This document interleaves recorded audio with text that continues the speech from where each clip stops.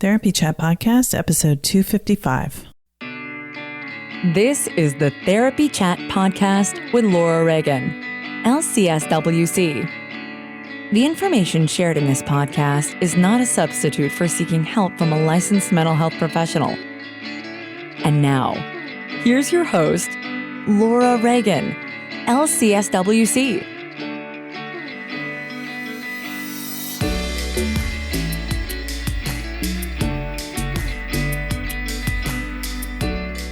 Today's episode is sponsored by Therapy Notes. Between writing notes, filing insurance claims, and scheduling with clients, it can be hard to stay organized. That's why I recommend Therapy Notes. Their easy-to-use platform lets you manage your practice securely and efficiently. Visit therapynotes.com to get 2 free months of Therapy Notes today. Just use the promo code TherapyChat when you sign up for a free trial at therapynotes.com. Hi, welcome back to Therapy Chat. I'm your host, Laura Reagan, and today I am excited to bring you an interview with someone who is very experienced and knowledgeable in her field. I've had requests from listeners to share more content related to therapy with children. And this week's episode, as well as next week's, which is part 2, will definitely fit the bill. My guest today is Janet Courtney, PhD, RPT-S. Janet is founder of FirstPlay Therapy, an infant play therapy model, and founder of the FirstPlayCafe blog.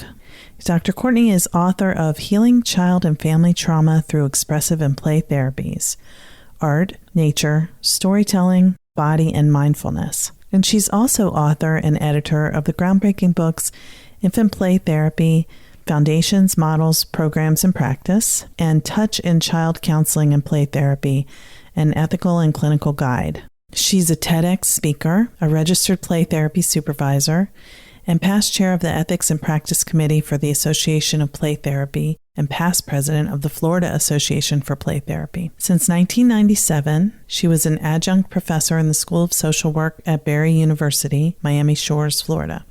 Her research into practitioner experiences of training in touch and developmental play therapy is published in the American Journal of Art Therapy and the International Journal of Play Therapy. She offers a certification to practitioners in FirstPlay Therapy and provides training to professionals in the ethical and clinical competencies of touch, expressive play therapies, and nature-based play therapy. Dr. Courtney has created a unique form of therapeutic storytelling called FirstPlay Kinesthetic Storytelling that can be found in her children's book, The Magic Rainbow. She has been invited to speak nationally and internationally, including Bali, Indonesia, the Cayman Islands, England, Ireland, Morocco, Russia, and the Ukraine. You can learn more about Janet at her website, firstplaytherapy.com, and her blog, firstplaycafe.com.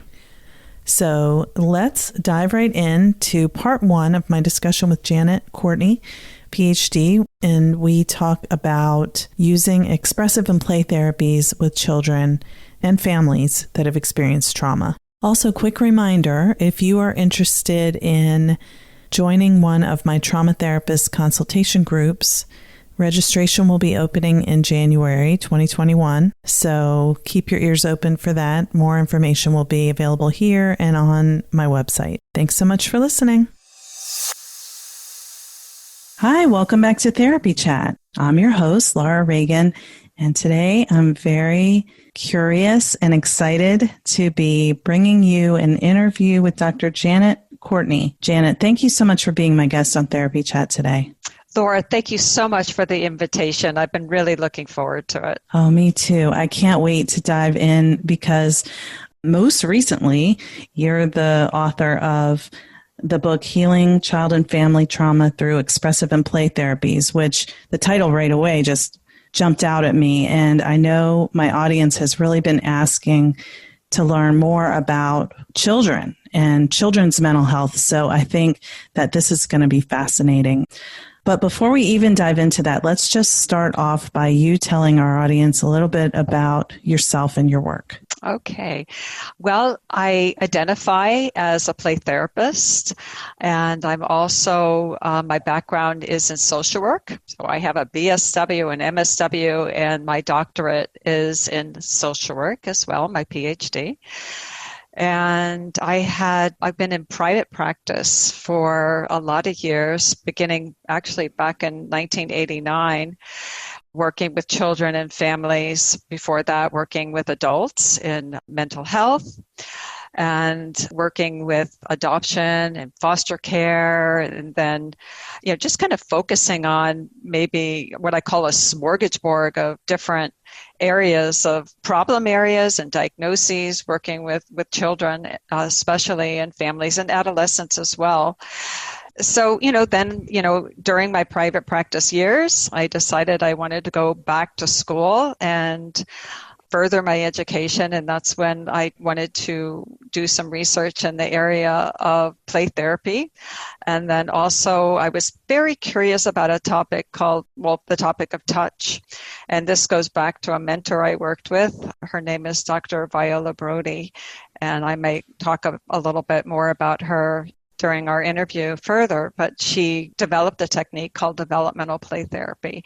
And that is very central to the work that I then springboard to create my own model of therapy called FirstPlay Therapy.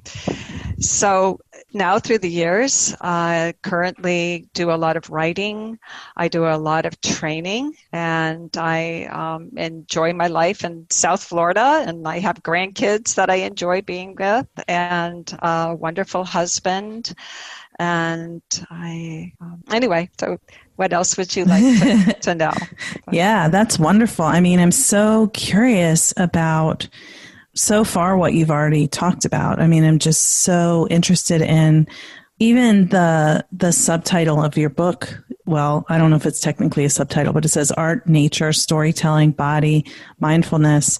And then you also just mentioned touch in therapy, which is, in some ways, some people may see it as kind of controversial, but of course, touch is such a basic human need. So I hope we can get into that a little bit and when we talk more about your FirstPlay therapy method. Mm-hmm. So right now, in this time we're living through, as we record this, it's September 2020.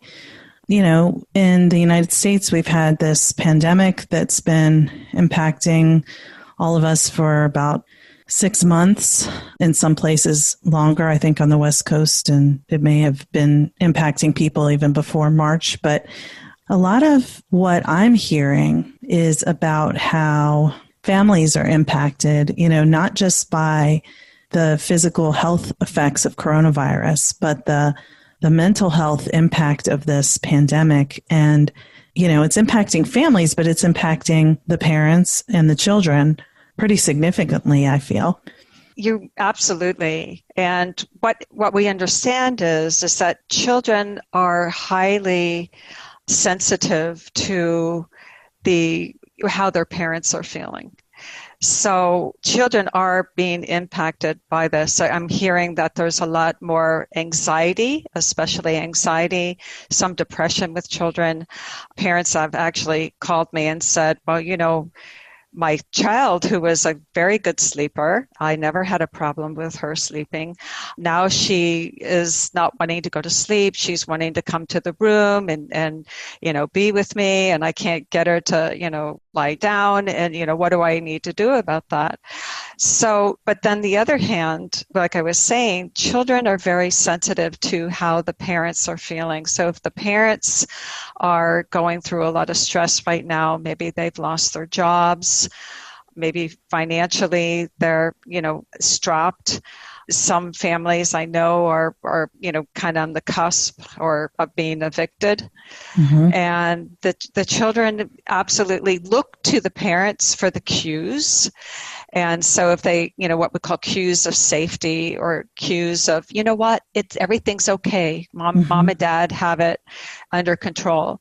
But if they see that mom is, lost her job or dad has lost their job and that they are searching, to find a new job, then a child, even if you don't say to a child, oh, dad is really worried about this, there's a saying that if you want to know what's going on in the family, just ask the children.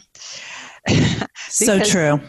Absolutely, because they absolutely can feel it. I mean, even if the parents don't say I'm angry or I'm upset or I'm scared, a parent could walk in the room and a child could start feeling this pit in their stomach.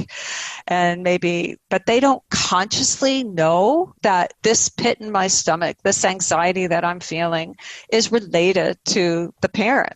They just know that now I feel scared or now I have anxiety. And the parent may say, well, what's the matter? What are you feeling? And usually what you'll get out of a child is, I don't know. Because children live in their bodies. They live in their right brain mostly. They're not necessarily connecting to the right brain to the left brain of, this is really what's going on. I'm scared because mom's scared, or I'm anxious because dad is anxious. But they just know that they feel that way. So it's hard for them to express. And then, of course, parents might not have the awareness that it's like, oh, my daughter is going through this anxiety right now, and I'm not quite sure why. It's like, okay, well, then I used to work in foster care and adoption, but we had a diagnosis for children that were pretty, angry, and maybe they were in foster care, and we would say, darn mad for good reason. So we could say, darn anxious for a good reason. But sometimes, again, the parent might not connect that is related to what the parent is feeling. So, it's those mirror neurons, that the child feels and picks up on what is being experienced by the parent. And we even know for those sensory mirror neurons too, by the way. So if a child watches someone else touching somebody else, that child will experience that touch as if it was happening for themselves. Whoa. So, yeah, it's really powerful. So anyway, the mirror neurons and that the regulation. So if the parent is not regulated, it's hard for the child to regulate. So once the parent is regulated for themselves, then the child can better regulate for themselves. Anyway, back to the COVID, and what we're going through right now is children are being impacted by it. But I saw this comic. My sister is a school teacher, and she sent me this comic. And so the parents were saying to the child, okay, well, they're saying it's time for you to go back to school.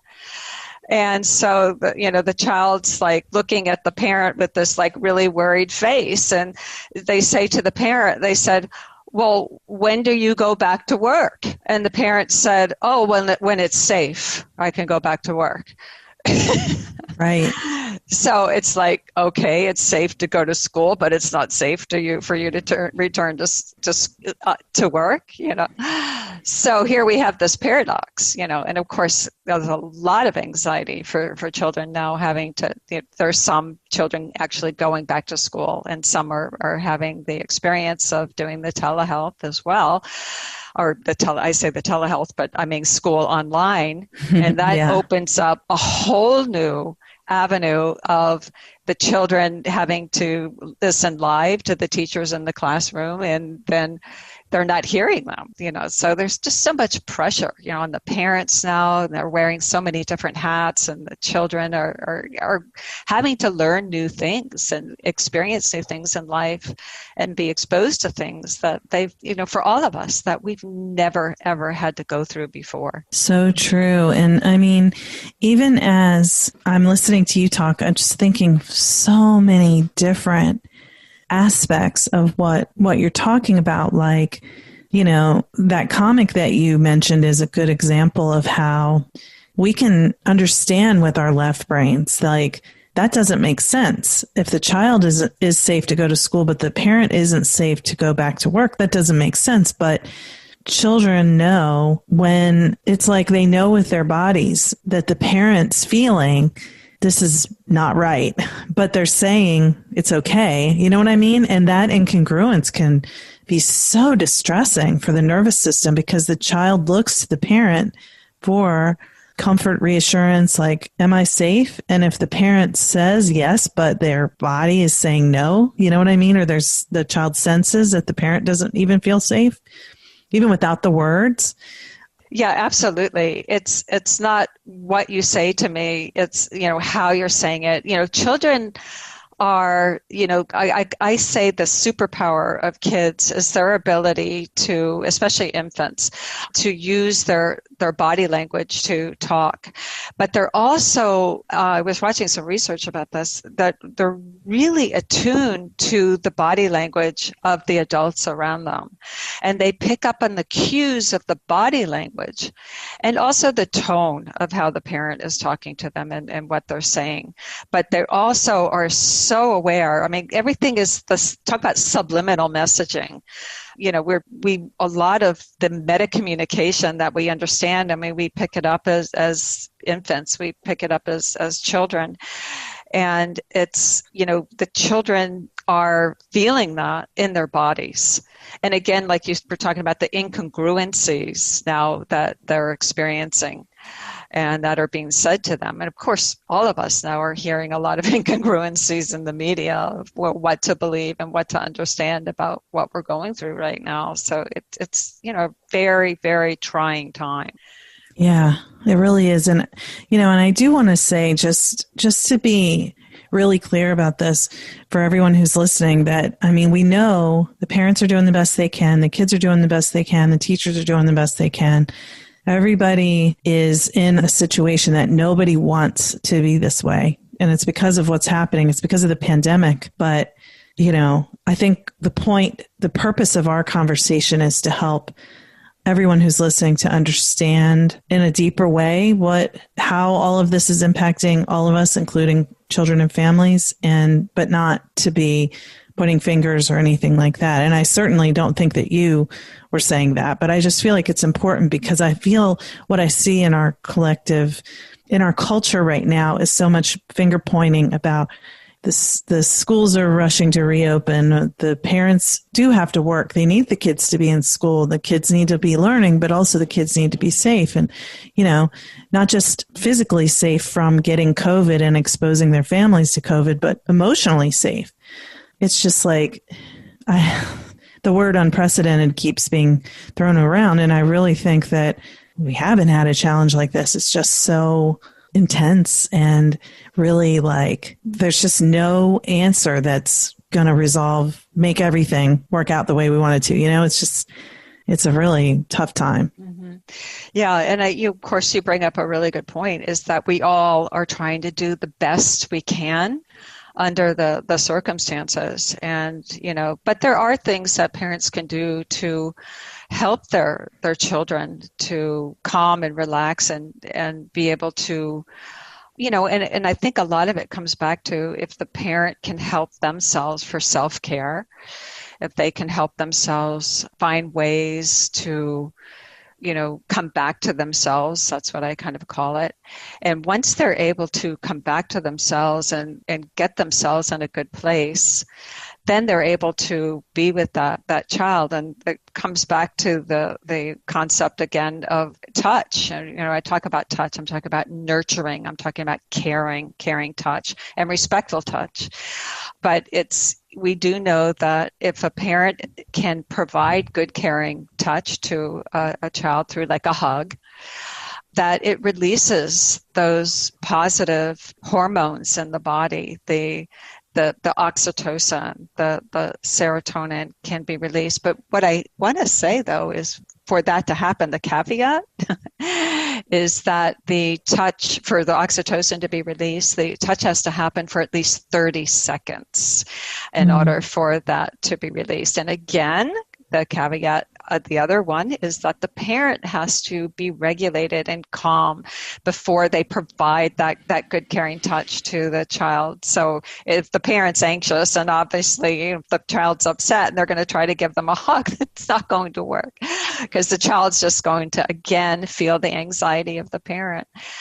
So as practitioners, we can help the parents find ways through mindfulness techniques to be able to calm. And it doesn't take long. I mean, 5 minutes, 3 minutes, 1 minute of mindful type of awareness of bringing my attention back to my body and just focusing in on that breath. And then, teaching that to the parent before they give that, interact with their child, But if the parent's upset and they're anxious, then the child will feel that. Yeah, so true. And I want to go back to something that when you were first talking, something that came to mind for me was you mentioned how let's say the parent lost their job and the child knows the parent is looking for a job and they get a pit in their stomach and they feel like, I'm scared. And the parent notices and says, what's wrong? And the kid says, I don't know. So that's one way it can go. And another way is I'm thinking with younger kids, they don't necessarily really know what a job is. They don't necessarily really understand that the parent lost their job, but they know something's wrong and they can feel it in their bodies. And then they may feel the pit in their stomach, but they may not be able to express even an I don't know, or the parent may not be able to pick up that something's wrong. But can you talk about how, I hope most of us who work with children who've experienced trauma will know, but can you talk about how kids show their reactions to traumatic situations in ways that aren't really verbal? Right. And children experience and express depression, express anger and anxiety very different than adults can. So for children that are, angry, well, a lot of times that maybe it will come out and be expressed as anger. Mm-hmm. For children that are depressed, sometimes it may come out as anger. You might not necessarily see a child down or, being look like we could typically think someone would be depressed, that they're down and they're not saying anything and, maybe they're crying, but maybe some of the behaviors are off. Some of the behaviors could be, let's say that the child, I'm thinking about a young school-age child, and I know you were talking about the younger children, mm-hmm. But sometimes children that are depressed, if maybe the parent says, okay, you have to pick up your toys, or you have to do your schoolwork now. But maybe there would be some type of resistance to that with the parent. Maybe they're going to ignore them. They're going to not, they might say no, or they, so they have some conflict that is starting to happen between the parent and child. And oftentimes it's when the child is feeling not connected to the parent, where, and I always say that connection builds cooperation. But that can show up as being depressed or, some of the other things that are going on with them, that we have to be good. I teach it when I work with parents, I talk to them that we have to really be good at learning how to read the child's nonverbal behaviors. That it is a language. It really is, especially for the young children, the infants or the toddlers or the children 0 to 3 age, teaching parents how to pick up on the cues of what that infant is trying to say to them, because a lot of times they don't have the words to express how they're feeling. They can't say no, they can't say I don't like this, don't do that, or yes even. So we have to look at the body language, what is they're reading the face. And some parents come naturally to be able to do that. But some parents, maybe they had a lot of trauma themselves. Maybe they didn't have a secure attachment relationship or someone who provided good experiences in those first 3 years of life, which we know is so vital and so important. So if they don't have that internal working implicit memory of it, it's hard for them to give that. And then at the same time, it's hard for them to recognize it if it wasn't given to them. Yeah. So it comes naturally, but it comes naturally the way they learned it, or the way that was given to them, or the way that they experienced it as an infant and as a child. It goes hand in hand. There's no way to separate it.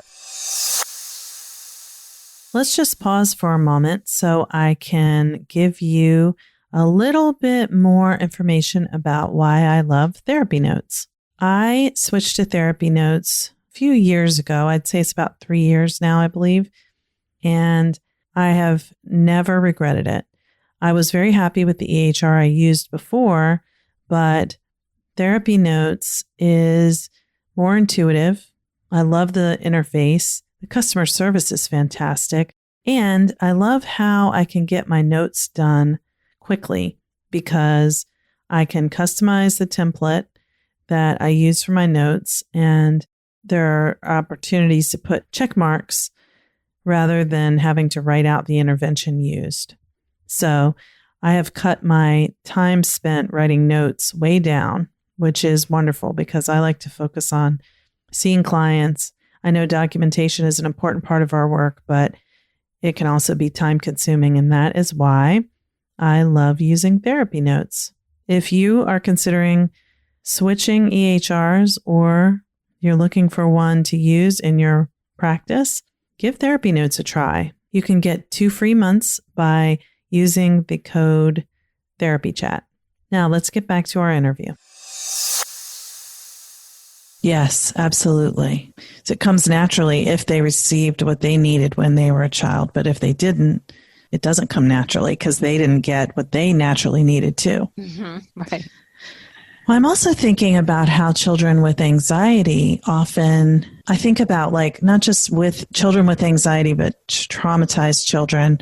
And this collective experience of living through the pandemic, I think, is a collective trauma for all of us. Maybe can be less traumatic for the children whose parents are able to help them stay regulated, who are able to help them feel safe and secure. They may seem to be more resilient in getting through it. But I think to me, the answer to why some people are more resilient is if they have a more secure attachment. That's my theory.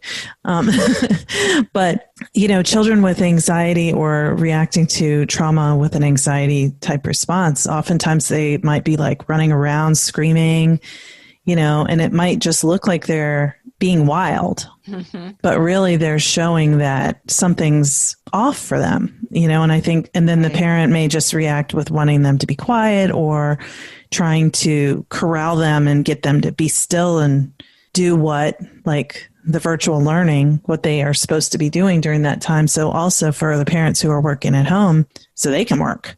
Exactly. Right. And as you're talking about this, my mind kind of flashed on one of the chapters that I wrote in the book is about nature and the importance of nature to our mental health.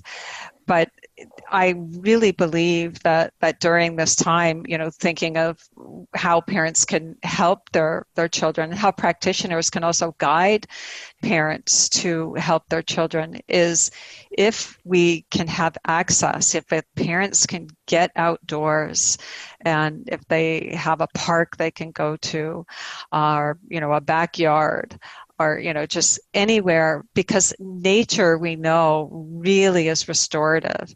And even in therapy, when I was working with children and maybe the child was dysregulated in the office, I would say, you know what, let's just go outside for just for a few minutes. And, I had a private area where we could go and just get some fresh air and let's just walk for a few minutes. And I tell you what, it totally shifts the perspective, it totally shifts. And I'm kind of flashing on a case years ago that I worked with. And I was working with the reunification between a father and a young child. And I realized very early on in this very difficult reunion, because there was a lot of parental alienation going on, that I had to get them out of the office, and I had to get them, in an outdoor type of environment so the child could have more breathing room and more space and feel safe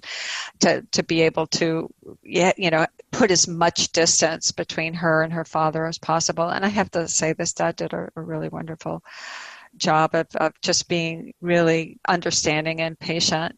But over time, as I worked with this case, the outdoor setting of a park and, just being able to help bring that relationship back together again, I just felt like was part of the healing process, to be out in nature. So parents during this time, and I know a lot of people are turning towards nature during this time of COVID, and recognizing and appreciating nature a little bit more. But we can help support the parents that we're working with to find ways that we can get them out and give them tasks, of maybe doing a scavenger hunt for the child. The parent can go out and say, let's do a scavenger hunt and, at the park, or let's find something, the rainbow walk, let's find something green, let's find something blue, let's find something yellow. But that can absolutely shift the energy. So if there's stress happening in the moment and the parent's not quite sure how to, help the child, you know what, let's get out, and maybe even sitting down in the grass, touching the grass, touching the nature is so sensory oriented, and listening to maybe some birds and helping the child tune into that. And by the time you're done with that, they come back into the home, maybe there will be more willing to be cooperative about, okay, now I can pick up my toys as mom is asking, or now I feel ready now to sit down and after this break from, being at the computer, and, now I'm ready to go back and do some more schoolwork or something like that. Yeah, that's a beautiful example, and I appreciate you sharing that. I'm thinking too about, of course, people who live in more urban areas. Some cities have a lot of designated green space and some don't. But would you say that for families who live in a place where maybe they don't have access to getting to a park, just walking outside in nature with the fresh air is still beneficial, or should people in that situation try to get to a certain setting? Yeah, I'm very aware of that, that there are some places where people live where they don't have as much access to what you call green spaces. But there are ways that we can bring nature into the home. And even if the parent can buy some plants. I know for me, I go to the grocery store and I know sometimes they have some herbs for sale. So I just like, you know what, let me just pick up some basil and so even having that in the house where we can, just take that leaf and put it in our hand, and then maybe we can take the leaf and, like I'm just saying for basil, and smell it. So we have some touch of the earth. Even, I like to have, stones or we can pick up stones or, of course, for me, I have a lot of, but I'm a collector of gems and minerals, and I have a lot of different species of those, but I use them therapeutically with children in the office, and, the metaphor of the stones and things like that. And I talk about that in the book. But I think also if we can get outside, even on the balcony, and breathe in the fresh air or breathe in the air. And I, of course, as I say that, I'm very aware now that the fires happening in, California, Oregon, Washington, and I know that the air quality is very poor and they're not able to get outside. So if they're able to have any type of, again, going back to the plants or animals, and, a lot of families do have cats or they have dogs, and they're so, if we can have a pet for a child, even if it's a fish, it's so valuable for children to have some type of access to pets while growing up. just to be able to look in the fish tank, or to be able to go to their cat and pick it up, or to pet their dog. I mean, it's so helpful for children during this time. Mm-hmm. I had a child that was telling me that they could tell all their secrets to their doggie. Aww. Yeah. So so how do you, when you're feeling upset, how do you help yourself? Well, I tell my dog all my problems. Like, you do? And I said, and does that help you? How does that help you? Oh, that does help me. And he doesn't tell anybody. Oh, that's so sweet. That's you're reminding me, I don't work with children now, but you're reminding me how wonderful it is to do therapy with children, just their fresh perspective on things and the way that they speak so earnestly and, just so genuinely. It's sweet. It's just so wonderful. It just makes me feel so loving towards them, motherly. Well, you know what? That is the truth. That what I love about children is they're so real. Yes. And I think that's what, draws me to this work. And the other thing that drew me to this work is I realized when going to school and, all the theories that we're learning, that we as adults can become very, very serious. Yeah. And so children kind of remind us, and they help us to remember what it is that is our resilience. That's part of our resilience. And that goes back to play. And this is, what I've spent a majority of my life focusing on, is the power of play to heal. And so I always felt that, children, working in the office, being a play therapist, a lot of the training as a play therapist came from the children. Yes. And one of the examples I give is when I was first starting out to be a play therapist, and this was back in the late 1980s. And back then, we didn't really have all the training. Oh my goodness, we have so much training now that we can, many different options. So I felt like I was having to learn how to be a play therapist, by the seat of my pants. Yeah. But there was one little boy I was working with, and he had, I had some play materials out on the floor, and there were these little army figures. And so he had the army figure, and he gave one to me. And so I guess there was a battle going on, and his figure shot my figure. And so he said, "I shot you." And I'm like, "Oh, I see." And he's like, "So you're dead?" And I'm like, "Oh, goodness me." I'm dead. So I take my figure and I put it down on the floor, and my figure is dead. And of course, then I got very quiet, and I just allowed my body to kind of sink and be, in a kind of a quiet state of being dead. And so finally, then he went on, he was playing, and he's kind of watching me. And he finally said, "Okay, you're not dead anymore." And I was like, so what I learned was, when you're working with children, is your character, if the child tells you that you're dead until the child tells you that you're not dead. So that was my first 101 lesson of play therapy. And I had a lot more to go. So my children have really helped to help me master this topic of play. Well, and what you mentioned about adults can be so serious, I think that really sort of resonated for me, because I can remember before I became a therapist, I remember when someone suggested to me coloring for stress relief. And this was, before the adult coloring books came out. And I just remember having almost like a revulsion, like coloring. I'm 32 years old. I don't color, and just that's for kids, that it was like an immediate, no way kind of reaction. And of course, something to be very curious about, and was definitely something that helped me understand more about myself as I explored why I had that big reaction. But, as adults, we don't really play. We do things we do activities we may play sports, but it's competitive, so it's not just free play. You know, it may be fun and I'm not saying it doesn't count, but it's like the way we typically play is like a means to an end. And when the way kids play is just to play. Mm-hmm. Right. Exactly.